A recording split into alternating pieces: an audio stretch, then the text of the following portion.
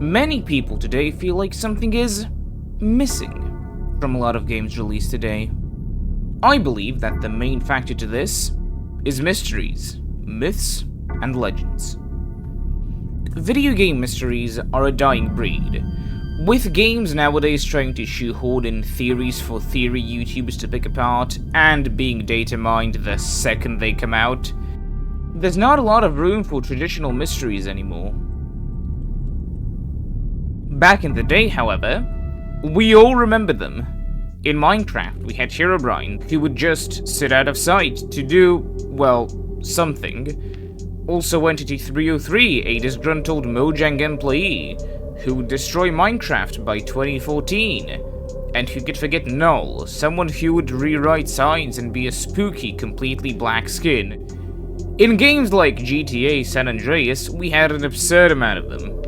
Bigfoot, Piggsy, Leatherface, ghost cars, black dots, ghosts of important and dead story characters, the Yeti, UFOs, self-dying pedestrians, eggplanes, and photographers, the woods creature, and many, many more. So, what changed?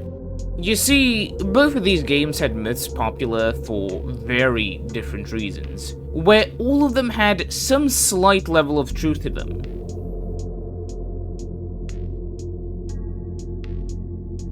Minecraft, back in the day, was a pretty empty game, with a world generator that could be a bit funky at times, so it wasn't hard to attribute some strange terrain generation to Herobrine. Entity 303 was just a hoax, its name based off of the 404 era that Herobrine was associated with in the original post. And Null was just a bug in how backporting signs between 1.7 versions worked, where it broke them, with empty parts of the sign having Null written on them, and written parts being surrounded with quotation marks.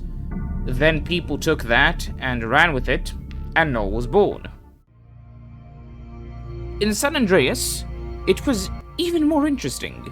You see, a lot of the myths had at least some truth to them. Some of them were Easter eggs, some of them were in-game bugs, and some just outright hoaxes. Bigfoot was the nickname of a developer, and there was some belief that he existed but was rare. This is due to what the developer supposedly said, where Bigfoot was not actually removed but made really rare. Piggsy was actually a figurine that you could buy in Zero's RC shop, and therefore people believe that if he existed there, he could exist in a physical form in the game. Leatherface was rumored to exist when, on the Panopticon, you could hear chainsaw noises late at night, which people also attributed to him, along with the chainsaw pickup that you can find up there. Also, due to CJ slowly losing hunger when AFK, and slowly starting to lose health when starting to starve, people often left their game running over the night and left their character in the Panopticon and woke up to see CJ at the hospital. This is because over the night, CJ starved to death and died, but since they didn't know any better, they attributed it to Leatherface. Ghost cars were just empty cars which started moving due to the incline they spawned on, and they were also beaten up, with special models specifically for the beaten up form to look abandoned, which players attributed to them being attacked by either Bigfoot, Leatherface, Piggsy, etc. And they used the existing ghost cars to try to prove those existed. Black dots were either Easter eggs as they appeared around Area 69, or bugged out rain droplets, one of the two. Ghosts are important story characters would have been believable to most people, as, well, ghosts are a thing a lot of people believe in real life, so maybe the developers could have added them into the game. The Yeti was similar enough to Bigfoot, and people would believe that the Yeti would live somewhere up in Mount Chiliad, while Bigfoot would live down in the forests.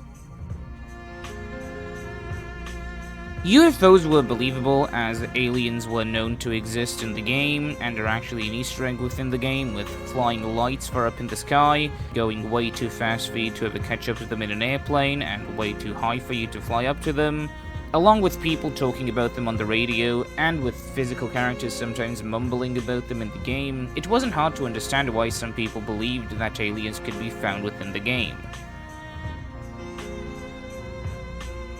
Self-dying pedestrians, photographers, and airplanes were just vehicles and people with passing bugs, and they could just either walk into the ocean because there was supposed to be a bridge there, or maybe they added a tree too close to the path of an airplane so it hits it and explodes, or maybe people just try to path to the nearest pedestrian path and run off a cliff like they did on Mount Chiliad.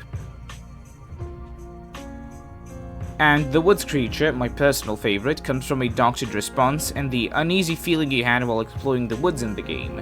There was actually a really interesting video made by David Dustin where he actually found the quote-unquote woods creature, where he actually found out that due to the way the pedestrians pathed, if you park your car there and pedestrians get into a fight because you parked the car while you were exploring the woods, you would end up accidentally seeing him running through the forest, and that could scare the shit out of you.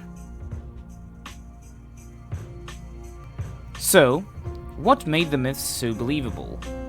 Fuzzy CRT televisions and monitors definitely helped to spring up a lot of early mysteries, as things being fuzzy made them a lot harder to make out, and a poor recording quality, with people either recording their TV screen with a camcorder or using a low-quality screen recorder, made poor-looking videos a lot more believable. This is because that was the highest quality footage at the time, however poor it may actually be.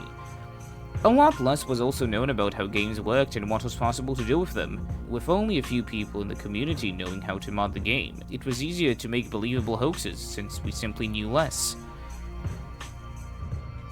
With how much more we know about games and programming nowadays, it's a lot harder to make games mysterious, with the majority of mystery videos and games now being focused around the lore and not physical game mechanics, like searching for the Ratman in the GTA 4 tunnels, Bigfoot in San Andreas, or making traps to trap Herobrine in Minecraft. It's simply an era of games beyond us, and even though a lot of younger folks may see it as naive that we believed in such outlandish myths in a lot of older games, nothing really compares to the experience of searching for them on your fuzzy CRT monitor on a late summer night, not really knowing if they're fake or real.